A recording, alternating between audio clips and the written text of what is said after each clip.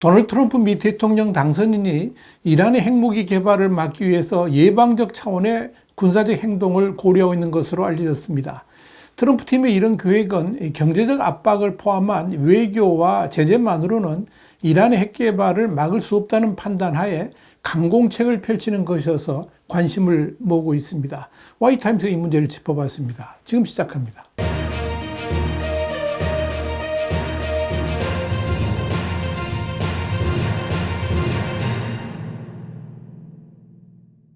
월스트리트저널은 현지 시간으로 13일 트럼프 팀은 당선인 측근들이 경제적 압박만으로는 테헤란을 봉쇄할 수 없다는 우려가 커지면서 이란 핵 프로그램 중단을 위해서 공습을 포함한 군사적 옵션을 검토 중이라 그러면서 핵시설에 대한 군사 공격 옵션은 테헤란의 동맹국인 시리아의 바샤르 알 아사드 대통령 정권의 몰락, 그리고 영내 미군의 미래, 이란을 호위해온 헤즈볼라 및 하마스 경멸 상황에 따라 지금이 바로 이란의 핵 야망을 바로잡는 절호의 기회로 판단하고 있다.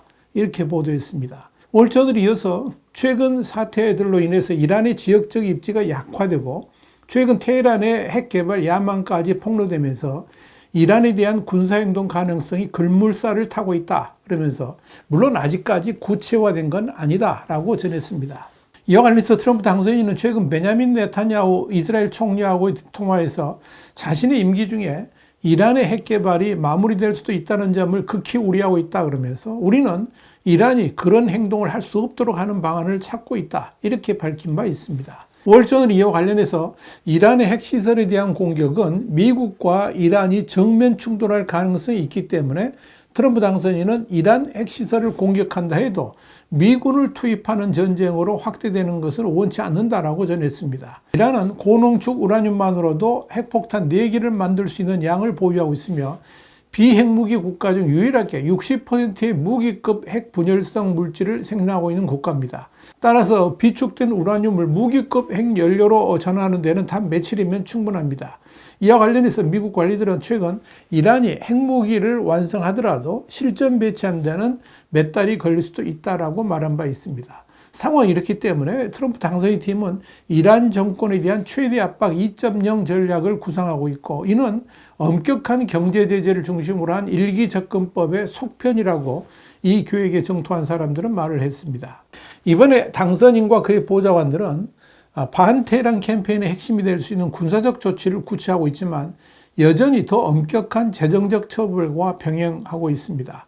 월저널은 트럼프 당선인 팀이 2가지의 광범위한 옵션을 구체하고 있다고 밝혔습니다. 그중 한 가지는 중동에 더 많은 미군과 전투기 함정을 파견하여 군사적 압력을 강화함과 아울러서 벙커 파괴 폭탄과 같은 첨단 무기를 이스라엘에 판매해가지고 이란의 핵시설을 파괴하기 위한 공격 화력을 강화할 수도 있습니다.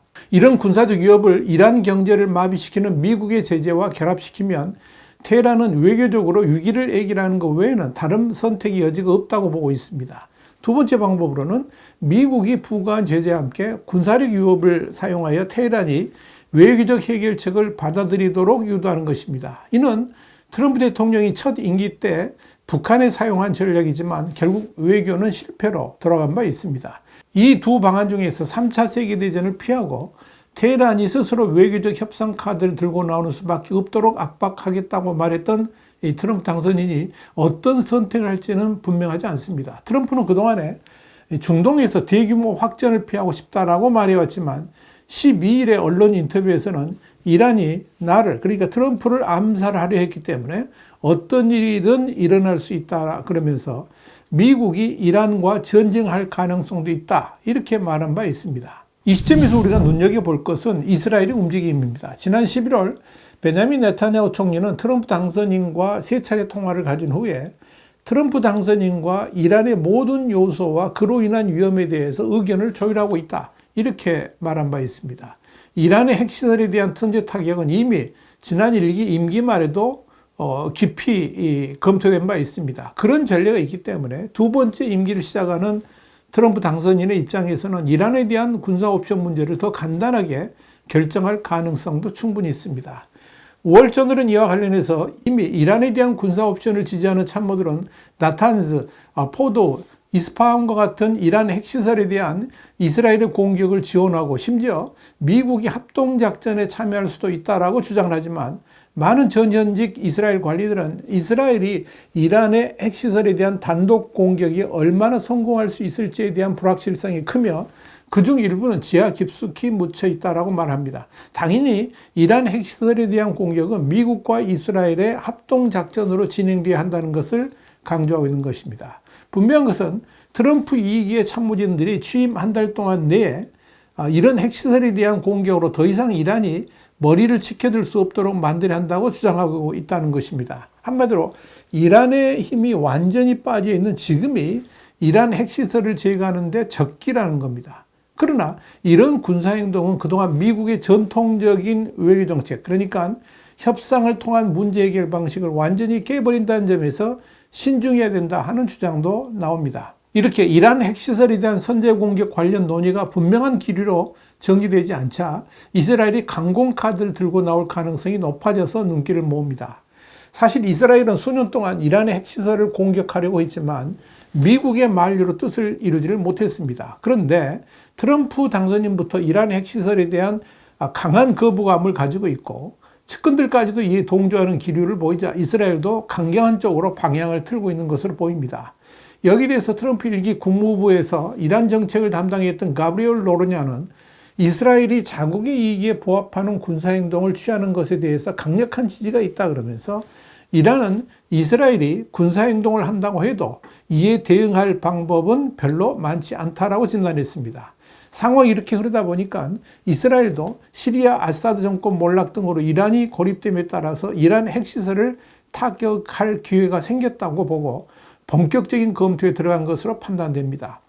타임스 오브 이스라엘은 이스라엘군, 그러니까 IDF가 운영하는 군 방송 갈라스의 13일 보도를 인용해서 시리아의 방공 시스템이 한때는 강력했으나 아사드 정권 몰락이 확실해진 후에 이스라엘 공군의 공격으로 80% 이상이 파괴된 것으로 보고 있다 그러면서 과거 10여 년간 시리아 방공 시스템이 이스라엘 공군의 비행에 심각한 위협이었으므로 헤즈볼라에 대한 이란 무기 지원을 저지하려면 시리아 방공망을 회피해야 했지만 지금은 상황이 변해서 비행이 가능하기 때문에 이란의 핵시설을 공격할 수 있는 적기로 판단하고 있다. 이렇게 보도했습니다. 한마디로 이스라엘이 시리아 영공에 대해서 전면적 제공권을 갖게 됐기 때문에 항공기를 동원해서 이란을 폭격하는 것도 가능하다 하는 것이 이스라엘군의 판단입니다.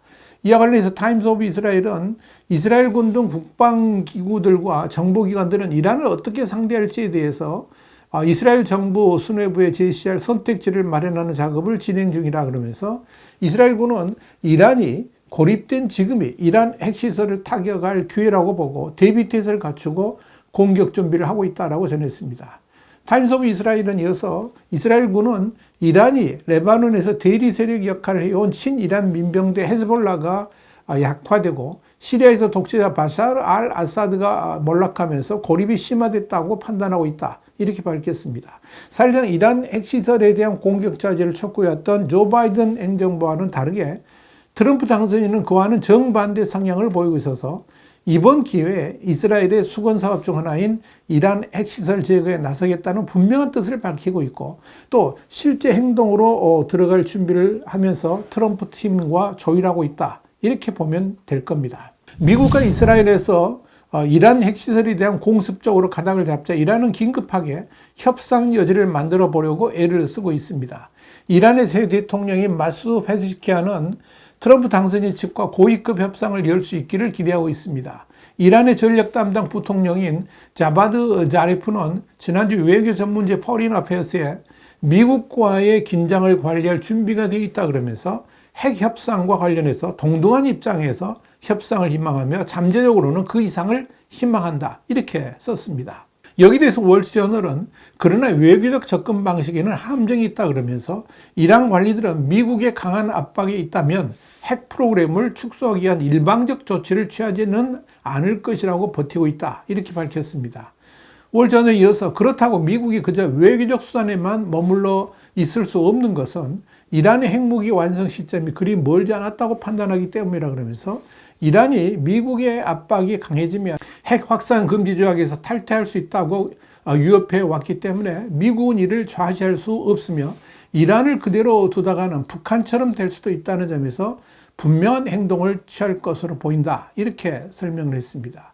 이렇게 시리아의 아사드 정권 붕괴는 이란에도 엄청난 타격을 준 것이고 실제로 군사적 취약성까지 불러왔는데 이 때문에 이스라엘도 마음 놓고 이란을 공격할 수 있는 기회가 생겼다는 점에서 이 트럼프 당선인 팀하고 이스라엘이 어떤 결정을 내리게 될지 주목됩니다.